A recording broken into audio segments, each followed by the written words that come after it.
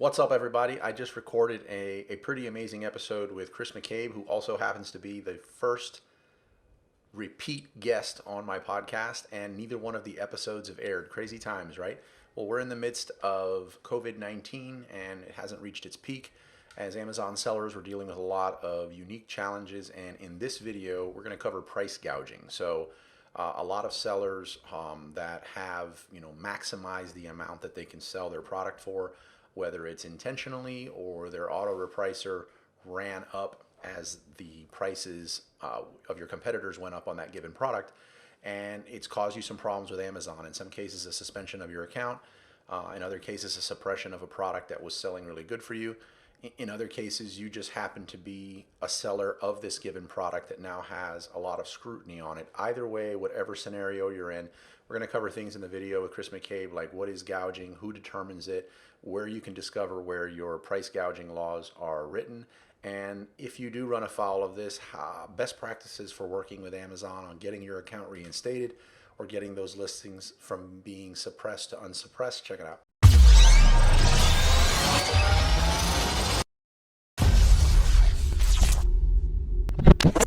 Welcome to the Wizards of Amazon podcast, where we cover all things private label. My name is Carlos Alvarez, and I'll be your host for the show. Today, we have our first time repeat guest on the show, Chris McCabe. Chris, what's up? I'm honored. Thank you. Yeah, I am honored too to get so much of your time.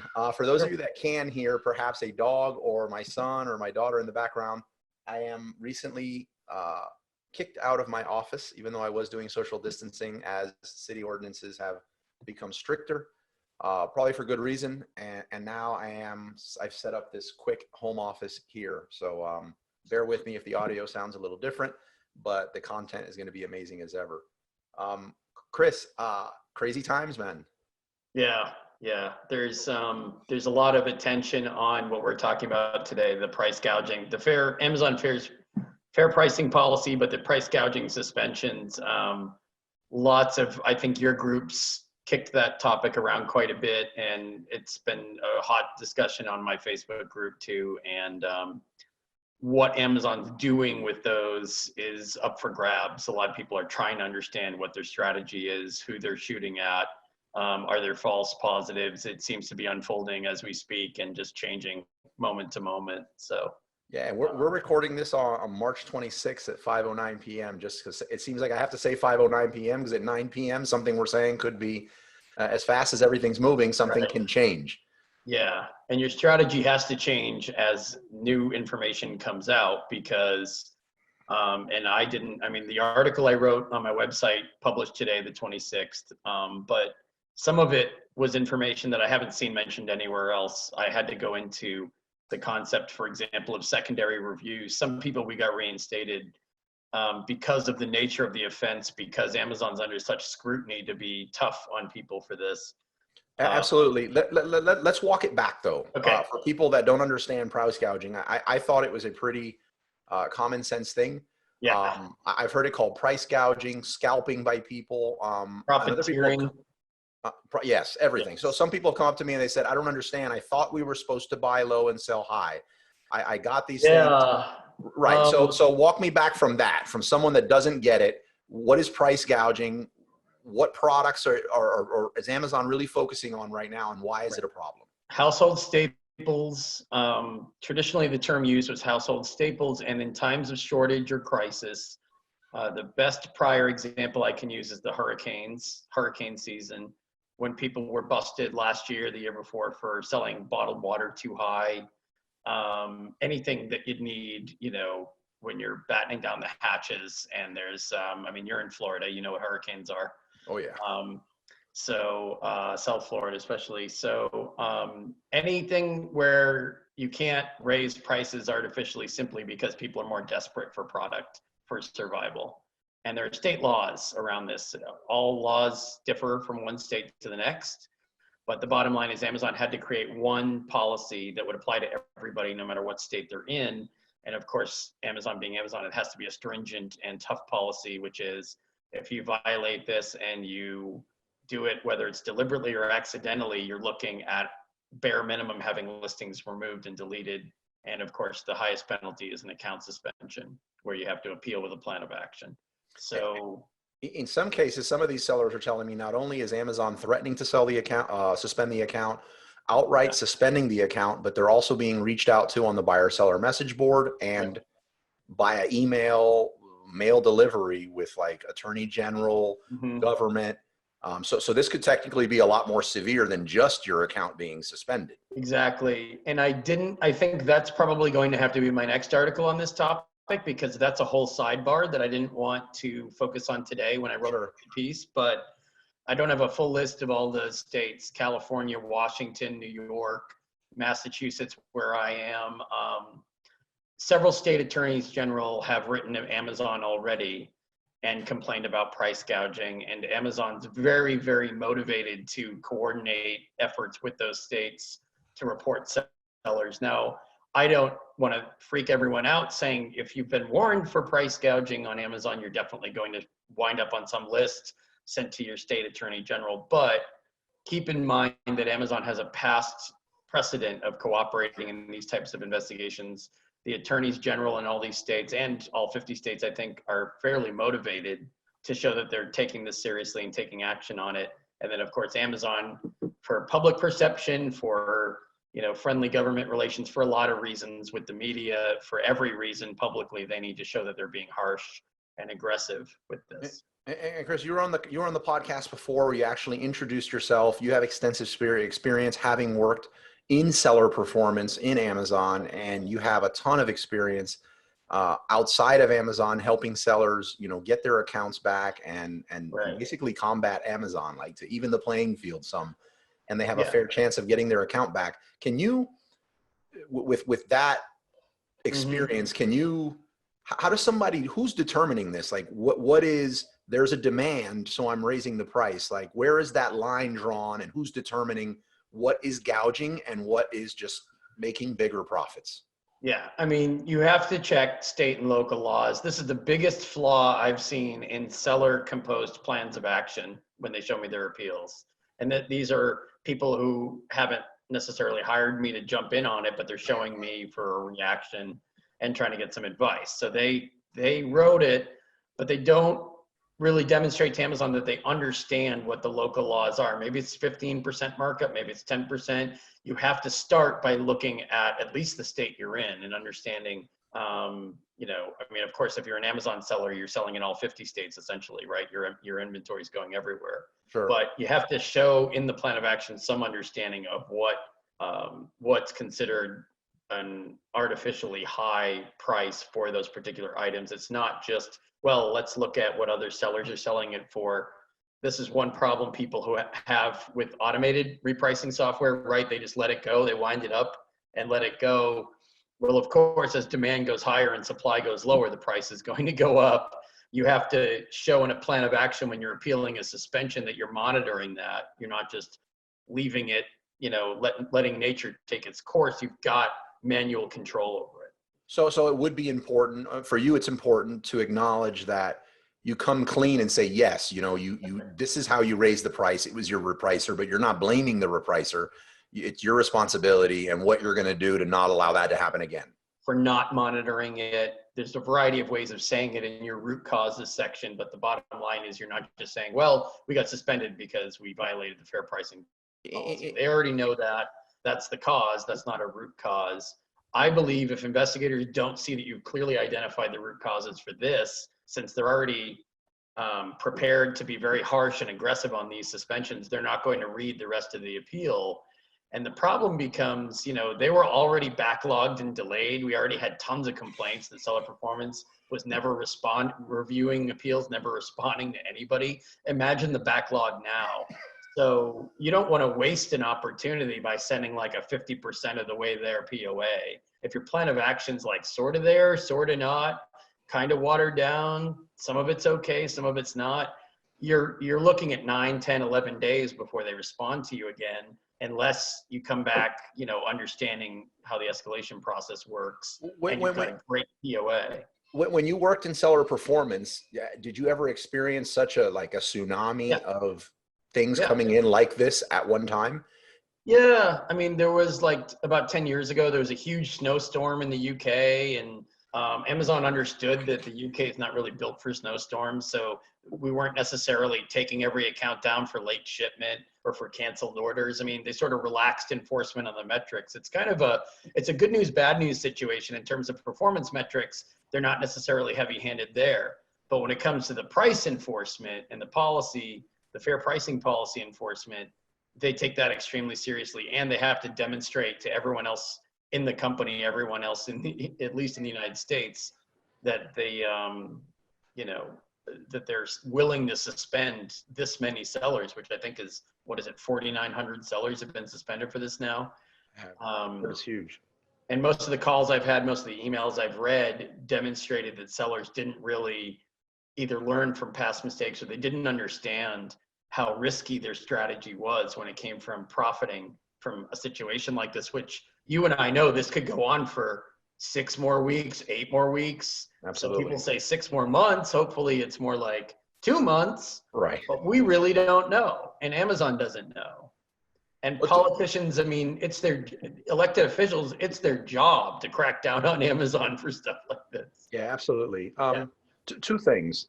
One is I'm hearing from my group a lot of, and some of these people are friends and they're clients of mine. So they've either had the trust or I'm seeing it in their account to show me.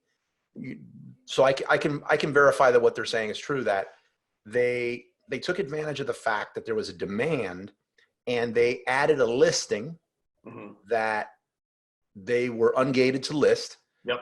But since they hadn't sold it previously, I'm assuming, and they were just matching price or going lower, there truly wasn't no gouging. They just had they had a margin. They were suspended or threatened suspension for gouging, but they truly were not. And the second one is there a severity scale on gouging that someone from seller performance might look at? I'm not aware of a severity scale like most people would consider. Well, these are just criminals out to rip people off during a crisis. They're the ones who are going to get suspended. I mean, that's not typically how it works. It's kind of a black and white. You're either doing it or you're not. They suspend anyone who's doing it, especially people who have been warned previously, and then they catch you again and they send you another warning. Well, that's more likely to result in a suspension. Fortunately, this time there were some people who just lost some listings where they deleted a bunch of listings and they maybe sent a notification, hey, in the next 24 hours, look at all your prices. And that's the only thing they've heard in the last 2 or 3 weeks. So those people didn't go straight to the suspension pipeline. But in the article I published today, I kind of broke out the different groups. Who are the people that they believe need to be taken down immediately? So those are the first wave, are the people we got to get these guys suspended right away. The second wave, or the second group. What's determining that? Yeah, the second wave or the second group would be, well, I mean, it's algorithmic, of course, the nature of the offense. But some people are just getting the call from account health services saying you have 72 hours to do a plan of action. Both groups have to do a POA. The need for a plan of action is the same for both. It's just that one version, one group of sellers is still actively selling and has a chance to delete listings or remove pricing, and the other group's already been suspended, but the process is similar. The third group, of course, being people who had warnings and listing deletions but haven't lost their account, and it doesn't look like they're going to lose it in 72 hours if they don't have a good plan of action. So I address all 3 groups in the article. In terms of severity, if most or all of your listings are price gouging, then yeah, you're going to be like an automated suspension. That makes a ton of sense. Thank you. I'm wondering if, let's just use a mask because that's what's spoken about a lot. So somebody gets a hold of one of these, I guess, N95 masks, if I'm saying that right.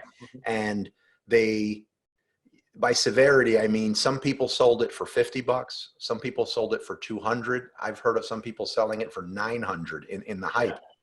When someone on seller performance is looking at that, even with a super well-crafted POA, is there a chance at the 500 and 900 level that someone even gets it back? Or does the person looking at this say, look, this is just way out of bounds here. Like, you really took advantage of the situation. They're supposed to go case by case. I mean, some of the outrageous prices were because of repricers that no one was watching. And that's not necessarily deliberate. In Amazon land, usually, do they care if it's intentional or not? Usually not. but you would hope that somebody who's slightly above the threshold versus $200 for a bottle of hand sanitizer, you would hope they would look at that and understand it. There's a certain amount of automation that goes into who gets flagged, but at some point before there's a suspension, there's a human being looking at it and deciding to suspend the accounts.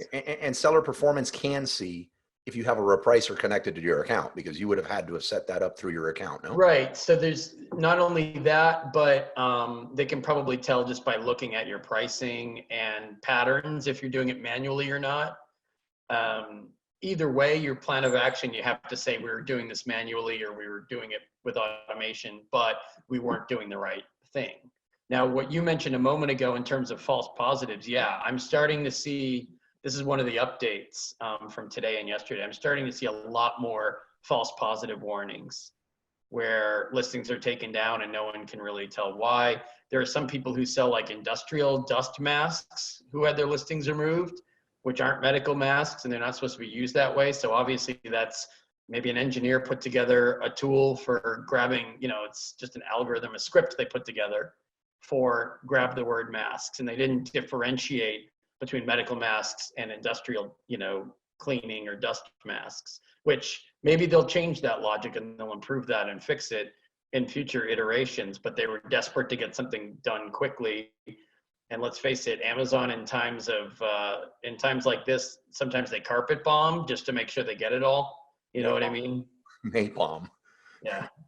Just to make sure that they don't leave anyone behind who's committing gross violations, because what are they afraid of other than bad buyer experience? We all know they're afraid of tons of complaining and anger from buyers. They're also afraid of the media perception of, by the way, we left some outrageous use cases live listing on the site. Why weren't they catching those?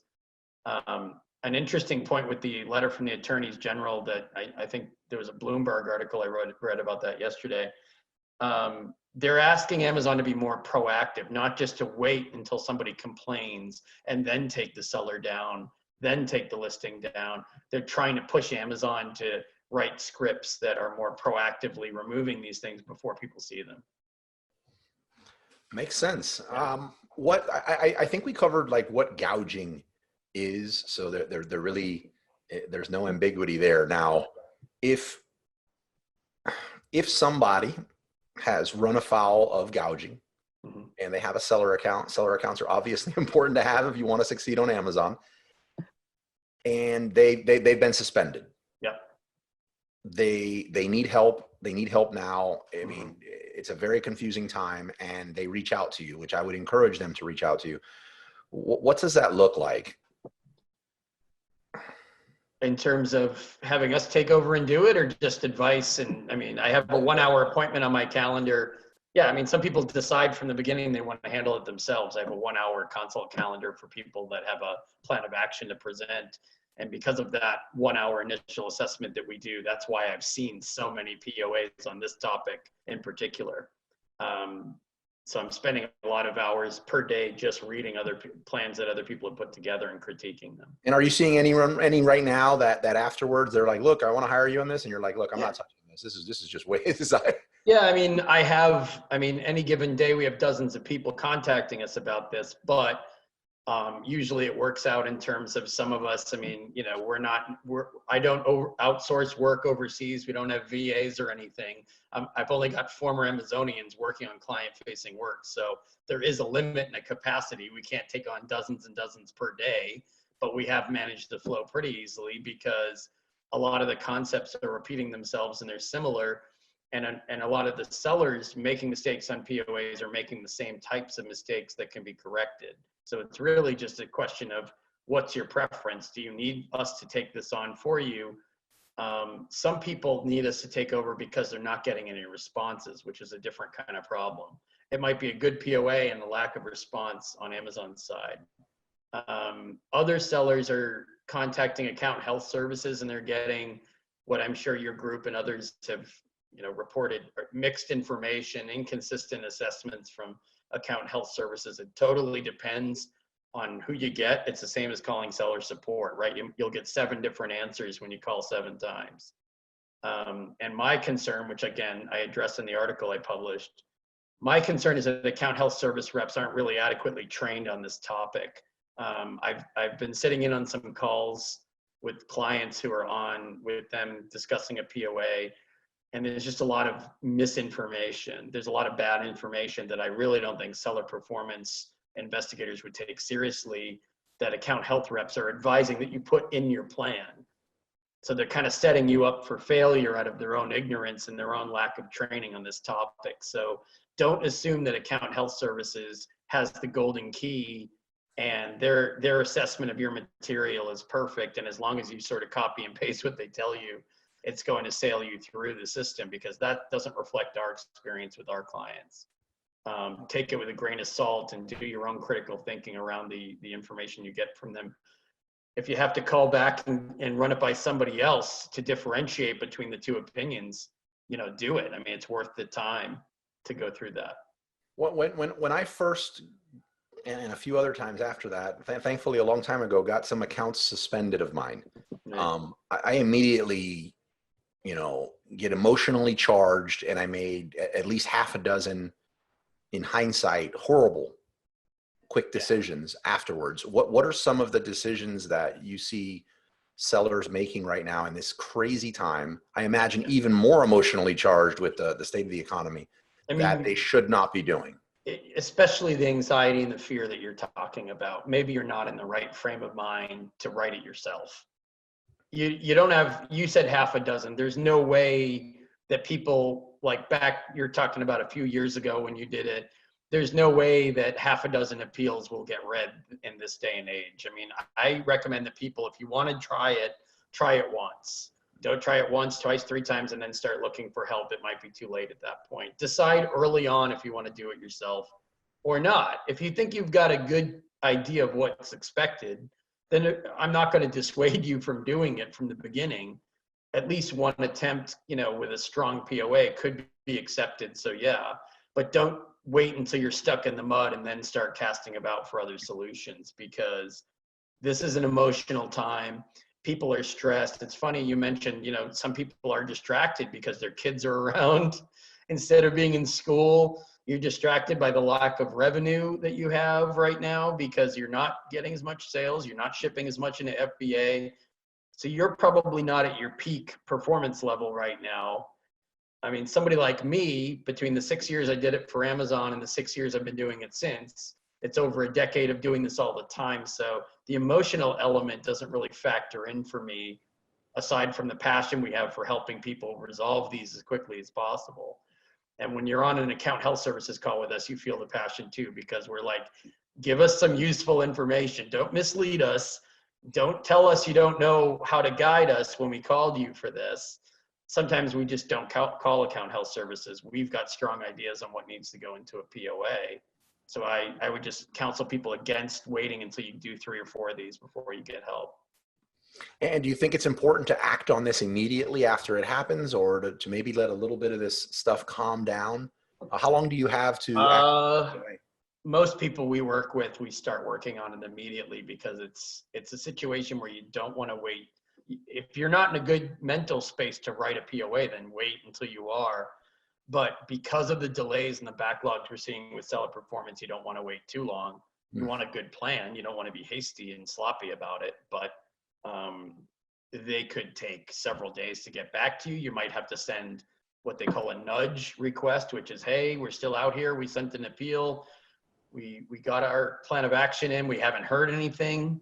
That's something you should do within 2-3 days anyway, even without coronavirus. Nowadays, could take them 4, 5, 6 days. I mean, a lot of businesses can't survive waiting a week only to find out you've been denied and you're not getting reinstated. So the sooner the better, as long as you know you can do something competently in a detailed, organized fashion. How quickly have you been able to successfully get someone maybe from suspension to, and obviously this doesn't apply to every case. Right. They're suspended, they acted fast, they got a hold of you, and how quick were they back up? Yeah, no, so this is what like you said, I jumped ahead a little bit with the so-called secondary review. Some of the people we worked with initially did not get reinstated right away. They got this is what was interesting. They got the reinstatement message very early, like within 24 hours. but they still had to pass through a secondary review to get all their listings back. And that was because it's a sensitive topic. They want to make sure that a manager gets their eyes on some of these and approves certain cases for reinstatement. So a couple of them took a couple extra days, but within 2, 3, 4 days, they were back up. Okay. And you think it's important to have maybe the invoices that you purchased the goods for initially to show what you bought it for and what it sold for in the case of gouging? Yep. So definitely having good That's record. always good. Demonstration that you know local laws, state and local laws on price gouging. If you didn't know them before, you know them now. You show links to those pages. It looks like you've actually researched it. When it comes to the repricer issue and automation, you're proving that you have somebody in place who's in charge of compliance or who understands that they have to monitor that. So Definitely. And I'm going to make sure we link to that, to the article you just published in the show notes of this podcast. Chris, is there anything that I'm not asking that I should be asking surrounding gouging? Because I'm not going to claim to be I've not had to deal with it. I've never been on either side of gouging. So is there something important that you think the listeners should know? Yeah, I mean, and if it's if you're taking it from the legal perspective, understand what competent legal advice looks like, and talk to people who understand these laws, who have a background in this area of law, I would say as well. You can look on a state website and understand what gouging is going to mean in your particular state. But don't dwell on the legality piece so much. It can be a lot about how your operations function and how you'll improve them to make sure that prices will not rise as demand goes up and supply goes low. I mean, that's mostly what this is about. A lot of price gouging laws originate from 1970s, right? Gasoline shortages. So you can write a short introduction and a plan of action that takes the bird's eye view. We understand that overpricing during shortages is the wrong thing to do. It's, it breaks policy and breaks local laws. We've amended our practices. We've improved our operations to the point where we can guarantee that this will not happen again the next time there's a crisis. Amazon's not just worried about coronavirus. They're worried that you're willing to observe and adapt to policies, policy changes as they occur, and also the situation in terms of what you're selling to what buyers in particular regions of the marketplace, and then times of crisis, how you respond, how you react during times of crisis that produce shortages. Because you have to be, Amazon isn't the wind it up and let it go marketplace. You have to be kind of 24/7 global thinking when it comes to this stuff. You have to be aware of your surroundings. Otherwise, they think they can't trust you with their buyers. Absolutely. Yeah, that's their ultimate goal, right? Can we trust you? We'll reinstate you and we'll accept your plan of action, your appeal, only if we can trust you with our buyers. You have to show them that ability to trust. That makes a ton of sense. Chris, I'm going to be releasing this video in the social media group immediately, this evening, right after we record this, and the listeners here will also be able to listen to this on the podcast very soon. Chris, how can somebody get a hold of you that could potentially be watching this tonight and is having issues with gouging and they need your help? Yeah. So obviously this is time sensitive, urgent stuff. I've got a lot of resources and material about this. I've already done 2 articles on it since coronavirus hit, but I have a contact form on my website, ecommercechris.com, and also email me directly, Chris, CHRIS @ecommercechris.com. We've got a lot of emails coming in, obviously, but we're going through them and getting back to people pretty quickly. So absolutely. And I believe you have a social media group as well. Yeah. Oh, that's right. I'm sorry. The Facebook group is Amazon Seller First Class. And I've been posting a lot of information there as well, sharing some seller stories on this topic. We're going to have things not related to price gouging that are related to the coronavirus impact as well. And we've been talking to a lot of different experts. It's not all material just for me. I've been talking to a lot of experts in the Amazon space about what Amazon can be doing to help sellers during this difficult time as well. So absolutely. I think you're in the Wizards of Amazon Facebook group. I'm going to tag you when I put that video up. If anyone has any questions, they can reach out to you there. Chris, thank you so much for your time in this crazy time. And I look forward to having you on the show again soon. Thanks so much. Stay safe, everybody. All right.